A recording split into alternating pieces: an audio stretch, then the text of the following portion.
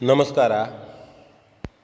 ಮಕ್ಕಳ ಕಥೆಗಳನ್ನು 165 ಕಥೆಗಳಾದ ನಂತರದಲ್ಲಿ ಮನೆಯಲ್ಲಿ ನಡೆದ ಶುಭ ಕಾರ್ಯದ ನಿಮಿತ್ತ ಕಥೆಯನ್ನು ನಿಲ್ಲಿಸಿದ್ದೆ. ಮುಂದೆ ತಾನು ಹೇಳುತ್ತೇನೆ ಎಂಬುದಾಗಿಯೂ ನಾನು ಹೇಳಿದ್ದೆ.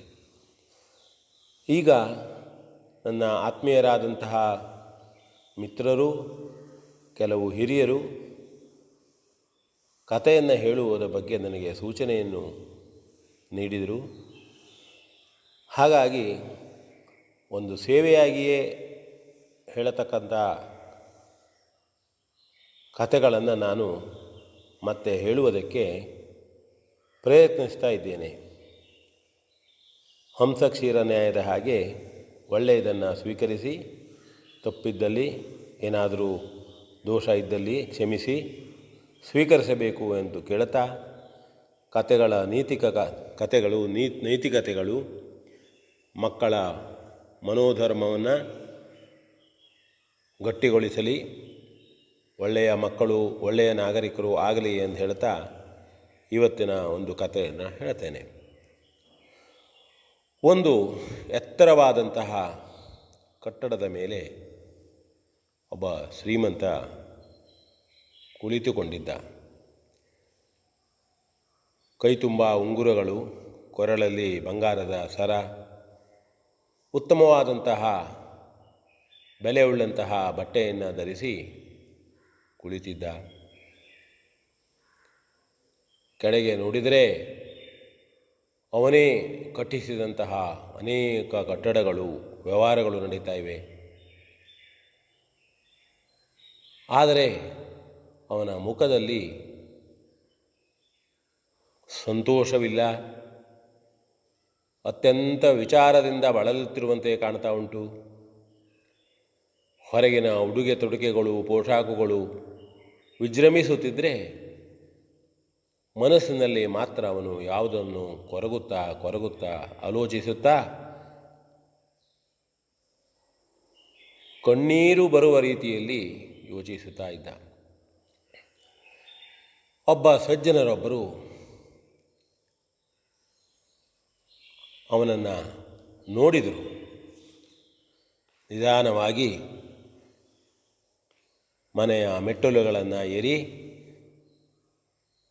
ಆ ಶ್ರೀಮಂತನಿದ್ದಲ್ಲಿ ಬಂದು ಪ್ರಶ್ನಿಸಿದರು. ಏನೆಯ 65-66 ವರ್ಷಗಳಲ್ಲಿದ್ದೀಯೇ? ಸಾಕಷ್ಟು ಗಳಿಸಿದ್ದೀಯೇ? ತುಂಬ ಓಡಾಡಿಕೊಂಡಿದ್ದವನು, ಜನರೊಂದಿಗೆ ಇದ್ದವನು. ಇವತ್ತು ಯಾಕೆ ಈ ರೀತಿಯಾಗಿ ದುಃಖದ ಮುಖ ಮಾಡಿಕೊಂಡಿದ್ದೀಯೇ ಎಂಬುದಾಗಿ ಕೇಳ್ತಾರೆ ಅವನಿಗೆ. ಸುಮ್ಮನಾಗ್ತಾನೆ. ಒಂದೆರಡು ಕಣ್ಣೀರ ಹನಿಗಳು ಬೀಳ್ತವೆ. ಆಗ ಅವರು ಹೇಳ್ತಾರೆ ಸಜ್ಜನರು, ನೋಡು, ಬೇಸರಿಸಬೇಡ, ನಿನಗಾದದ್ದನ್ನು ನಾನು ಊಹಿಸಿದ್ದೇನೆ. ಇಲ್ಲಿ ಕಾಣತಕ್ಕಂತಹ ಅರಮನೆಗಳಂತಹ ಮನೆಗಳು, ವ್ಯವಹಾರದ ಸ್ಥಳಗಳು ಕೋಟ್ಯಾಂತರ ಗಳಿಸಿದ್ದೀಯೆ, ಬೇಕಾದಷ್ಟನ್ನು ಗಳಿಸಿದ್ದೀಯೆ. ಆದರೆ ಗಳಿಸಿದ ದಾರಿ ಅನೇಕ ಜನರನ್ನು ಸುಲಿಗೆ ಮಾಡಿದ್ದು, ಅನೇಕ ಜನರಿಗೆ ಮೋಸ ಮಾಡಿದ್ದು, ಭ್ರಷ್ಟ ದಾರಿಯಲ್ಲಿ ಹಣ ಮಾಡಿದ್ದು ಈಗ ನಿನ್ನನ್ನು ಕಾಡುತ್ತಿದೆ ಅಲ್ಲವೇ ಎಂಬುದಾಗಿ ಅವರು ಅವನನ್ನು ಪ್ರಶ್ನಿಸಿದರು. ಆಗ ಅವನು ದೊಡ್ಡದಾದಂತಹ ಕಣ್ಣು ತೆರೆದು ಆ ವ್ಯಕ್ತಿಯನ್ನು ನೋಡಿ ಹೇಳ್ತಾನೆ, ಹೌದು ಸ್ವಾಮಿ, ಈಗ ನನಗೆ ಎಲ್ಲದರ ಅರಿವಾಗ್ತಾ ಇದೆ.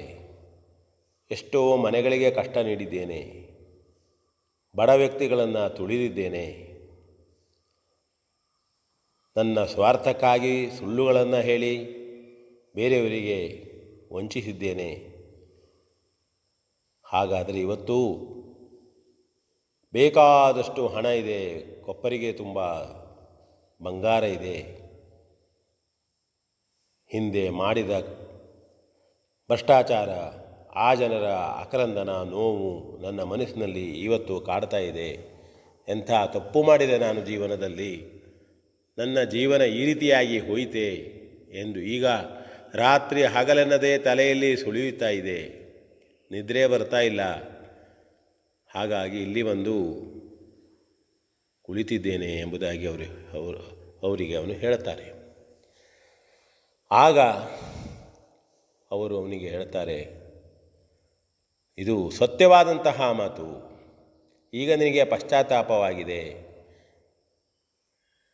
ಇದು ನಾವು ಬಹಳಷ್ಟು ಜನರು ಮಾಡತಕ್ಕಂತಹ ಕೆಲಸ, ವಿಚಾರ.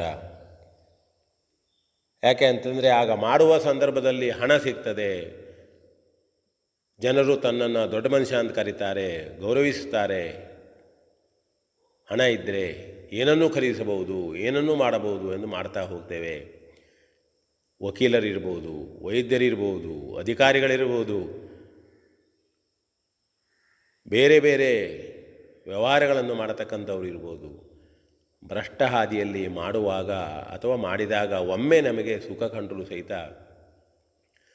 ಮುಂದೆ ಅದರ ಪರಿಣಾಮ, ದುಷ್ಪರಿಣಾಮ ಯಾರೂ ನಮ್ಮನ್ನು ಕಾಡಬೇಕಾಗಿಲ್ಲ. ನಾವು ಮಾಡಿದಂತಹ ಕೆಟ್ಟ ಕೆಲಸ ನಮ್ಮನ್ನು ಕಾಡ್ತಾ ಇರ್ತದೆ. ಬಡ ಜನರು ಹೇಳದೇ ಇರ್ಬೋದು, ಮನಸ್ಸಿನಲ್ಲಿ ನಮ್ಮನ್ನು ದೂಷಿಸ್ತಾ ಇರ್ತಾರೆ, ಎಂಥ ಭ್ರಷ್ಟ ಮನುಷ್ಯ ಎಂಬುದಾಗಿ.